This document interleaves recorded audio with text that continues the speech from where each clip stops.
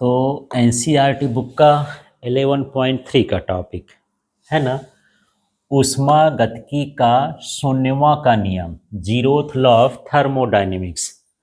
जैसे मान लो हम पहला, दूसरा, तीसरा, पांचवा, छठवां, सातवां वहाँ लगाते हैं ना, तो शून्य के लिए क्या लगा दिए, शून्यवां। ऐसा है, गिनती है ये। शून्यवां का मतलब क्या है, गिनती। ठीक है। अब शून्यवां का नियम क्यों बनाया गया है? पहले ऊष्मागतिकी का प्रथम नियम आ गया था, उसके बाद द्वितीय नियम भी आया, फिर लास्ट में ये नियम आया। पर सब लोग बोले कि ये नियम तो इनके पहले होना चाहिए।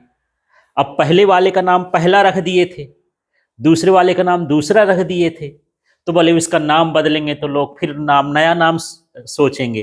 तो इसके पहले का नाम क्या हो सकता है? तो एक के पहले क्या आता है, शून्य। इसलिए इस नियम को क्या रख दिया गया, शून्यवां। तो शून्यवां का नियम ऊष्मागतिकी में सबसे अंतिम का नियम था। ठीक है, खोजा गया था सबसे अंतिम में, पर सबको लगा कि यार ये तो पहले होना चाहिए। तो एक के पहले क्या हो जाता है, शून्यवां, इसलिए शून्यवां का नियम कहते हैं।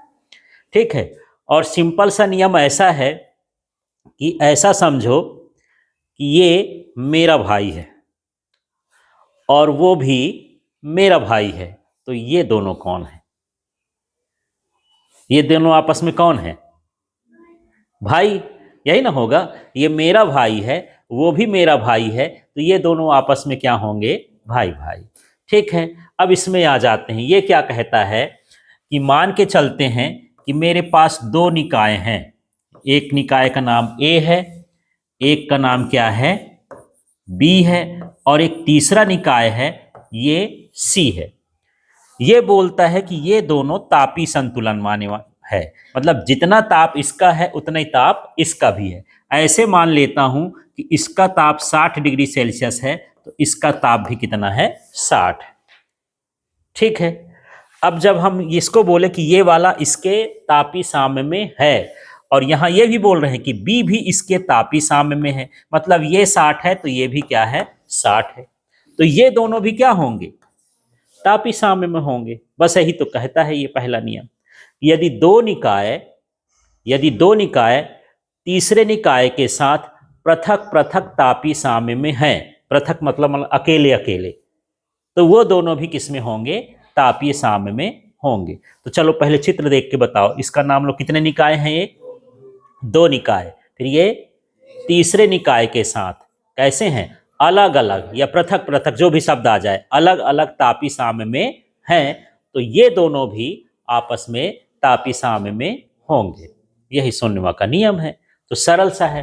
तो यही लिखा हूं, यदि दो निकाय किसी तीसरे निकाय के साथ मिला ना, ये पहला निकाय हो गया, ये दूसरा हो गया, ये हो गया तीसरा, तो दो निकाय किसी तीसरे निकाय के साथ पृथक पृथक तापी साम्य में है, ये दोनों का ताप माने अलग अलग बराबर है। ठीक है। तो वे दोनों निकाय भी आपस में तापी साम्य में होंगे। यही शून्यवां का नियम कहलाता है।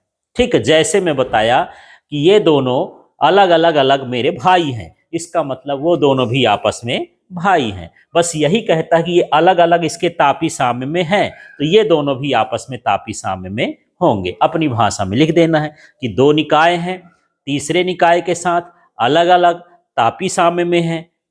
ठीक है। तो वो दोनों भी आपस में किस में होंगे, तापी साम्य में होंगे। ठीक। और तापी साम्य वो होता है जब वो दो वस्तुओं का ताप क्या हो जाए, बराबर हो जाए। ठीक। अब ये ऊष्मागतिकी का नियम बताता क्या है, किस काम का है ये, है ना? तो यह ऊष्मा प्रवाह की दिशा को बताता है। किसको बताता है, ऊष्मा प्रवाह की दिशा, कि ऊष्मा कहां से कहां की ओर बहेगी। ठीक है, इस दिशा को ये बताता है। जैसे यदि दो वस्तुओं को हम संपर्क में रख दिए, एक ये मेरे पास पेन है, एक ये मेरा हाथ है, यदि मैं इन दोनों को पकड़ लिया, माने दो वस्तुएं आपस में क्या हो गई, संपर्क में हो गई, तो मुझे ये थोड़ा थोड़ा गर्म लग रही है, हाथ ठंडा लग रहा है, माने इसकी ऊष्मा हाथ की ओर आती रहेगी। कब तक आती रहेगी, जब तक कि दोनों का ताप बराबर ना हो जाए। ठीक है। तो यहां पर वही है, यदि दो वस्तुओं का संपर्क में रखा जाए तो ऊष्मा का प्रवाह कहां से होता है, उच्च ताप से। निम्न ताप की वस्तु की ओर तब तक होता है जब तक कि दोनों वस्तुओं का ताप समान ना हो जाए। समान ताप की अवस्था को हम क्या कहते हैं? तापीय साम्य, है ना। जब ताप बराबर हो जाए तब हम उस अवस्था को क्या बोलेंगे कि ये किसमें है? तापीय साम्य। क्लियर हो गया। तो कभी कभी ये भी आ जाता है कि तापीय साम्य किसे कहते हैं? तो वही है, यदि दो वस्तुओं को संपर्क में रखा जाए तो ऊष्मा का प्रवाह उच्च ताप की वस्तु से निम्न ताप की वस्तु की ओर तब तक होता है जब तक कि दोनों का ताप बराबर ना हो जाए। इसे क्या कहते हैं? तापीय साम्य। अब यहाँ पर जो ऊष्मागतिकी का प्रथम नियम है, इसे किसने दिया था? आर एच, ये एस नहीं है, थोड़ा सुधार लेना, एच लिखना है, ये आर एच है ये, ठीक है, ये गलती से लिख गया। ये क्या है? आर एच, फाउलर ने दिया था, ठीक है। किसने दिया था? R H Fowler.